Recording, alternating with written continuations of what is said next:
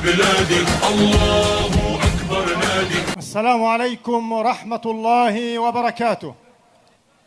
الحمد لله رب العالمين، والصلاة والسلام على سيد الخلق أجمعين.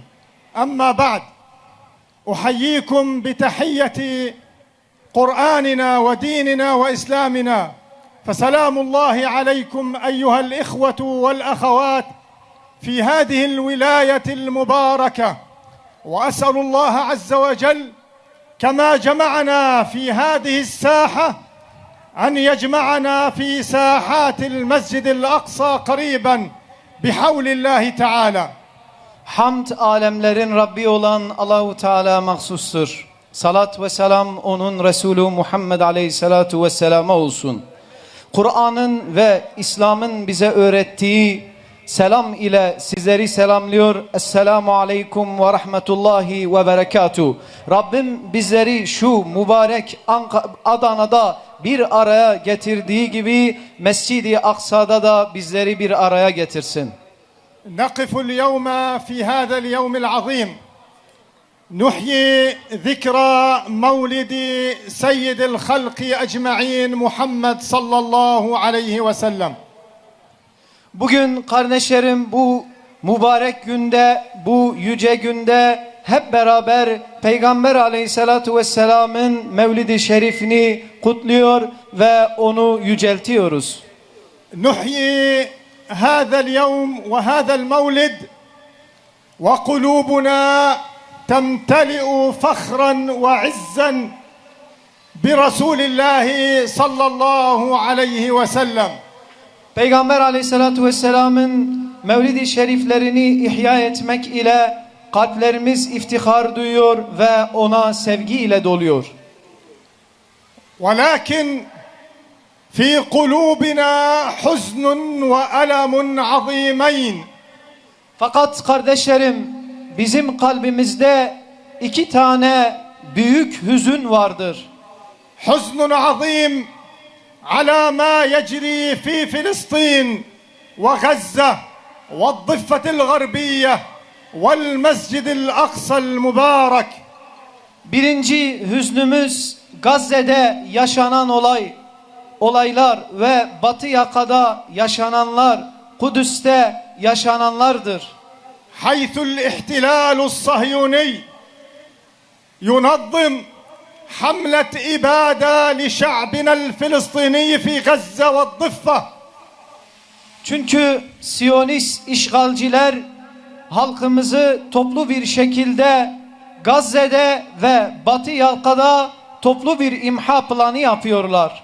فأكثر من 50,000 شهيد سقطوا شهداء في غزة والضفة الغربية. 50.000'den fazla şehidimiz Gazze'de ve Batı yakada vardır.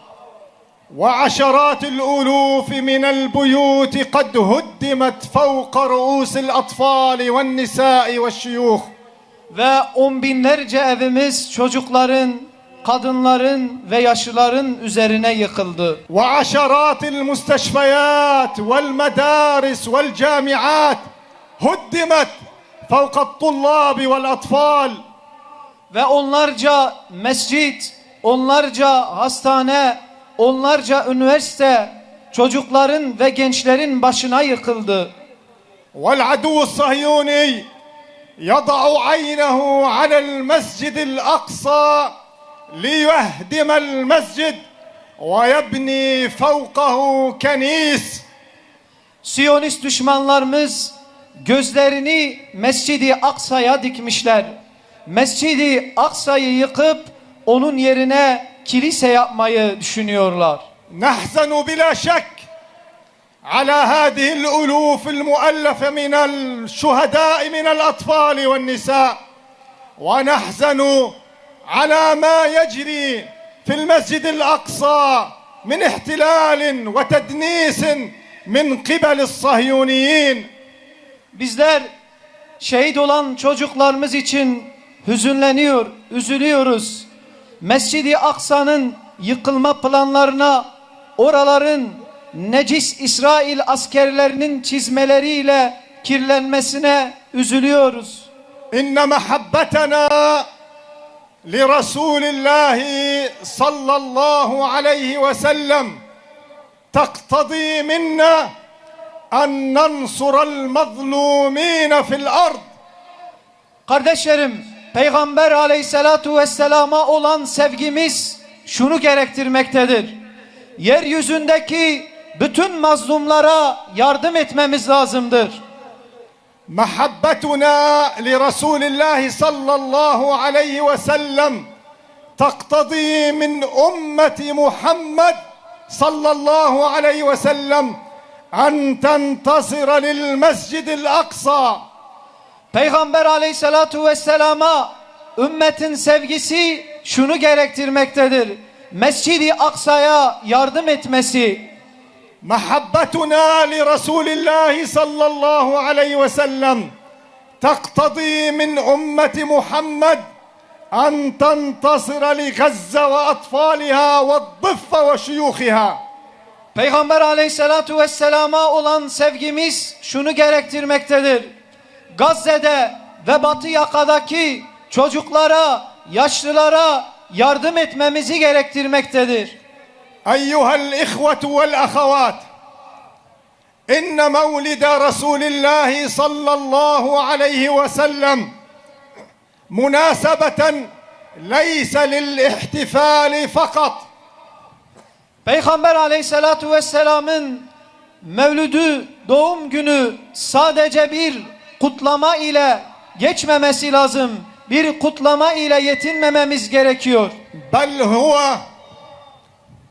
بل هذه المناسبة نجدد العهد مع رسول الله صلى الله عليه وسلم أن ننتصر للإسلام والمسلمين في كل أرجاء الأرض.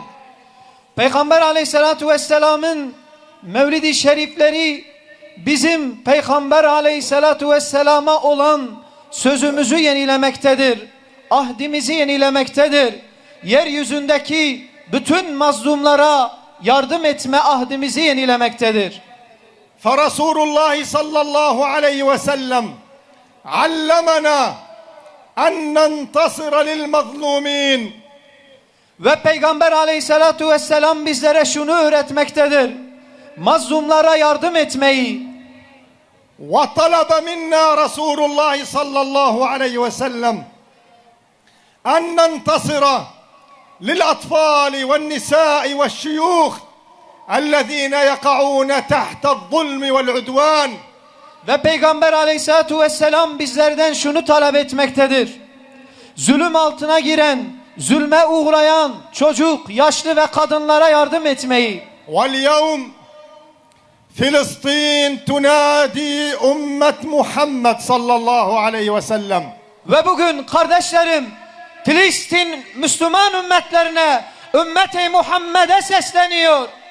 اليوم المسجد الأقصى يستغيث بأمة محمد صلى الله عليه وسلم. Ve bugün Mescid-i Aksa ümmeti Muhammed'den yardım istiyor. اليوم أطفال غزة ونساؤها يستصرخون أمة محمد لينتصروا لها. Ve bugün Gazze'nin çocukları, Gazze'nin bayanları ümmeti Muhammed'e çağırıyor. Onlardan yardım istiyor Gazze'ye yardım etmeleri için. ففي هذا اليوم يجب علينا كأمة محمد دولا وحكومات وأحزاب ومؤسسات وشيوخ وأطفال ونساء أن نأخذ العهد مع رسول الله أن ننتصر لفلسطين وننتصر للأقصى وننتصر لأطفالها.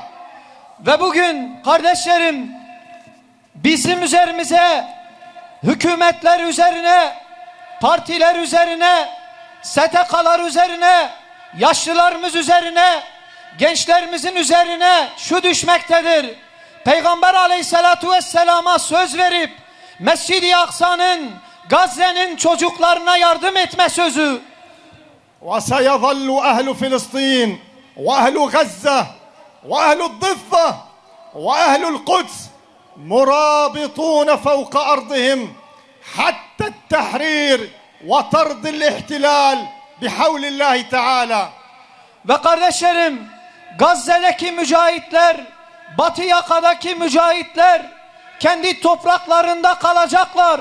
Ta ki işgalci Siyonistleri o topraklardan def edinceye kadar. وستظل المقاومة صابرة ثابتة بإذن الله تعالى حتى تحرير المسجد الأقصى وما ذلك على الله بعزيز. Ve direniş güçleri sabit kalıp sabredip direnişe devam edecekler. Ta ki Mescid-i Aksa'yı hürriyetine kavuşturana kadar. Ve bu da Allahu Teala'ya zor olan bir şey değildir. ونسأل الله عز وجل أن يأتي العام القادم وهذه الجموع قد توجهت نحو المسجد الأقصى لتصلي هناك صلاة النصر والتمكين والتحرير بإذن الله تعالى. Kardeşlerim, inşallah gelecek sene sizin bu topluluğunuz Mescid-i Aksa'ya doğru yönelecek ve orada Mescid-i Aksa'nın hürriyetine kavuşmuş olarak hürriyet namazını inşallah orada kılacağız. Hafizakumullah ve ra'akumullah ve thabbatakumullah ve cezakumullahu kulle hayr. Vesselamu aleyküm ve rahmetullahi ve berekatuh. Rabbim sizleri muhafaza eylesin. Rabbim hayrınızı kabul eylesin. Allah'ın selamı, rahmeti ve bereketi üzerinize olsun.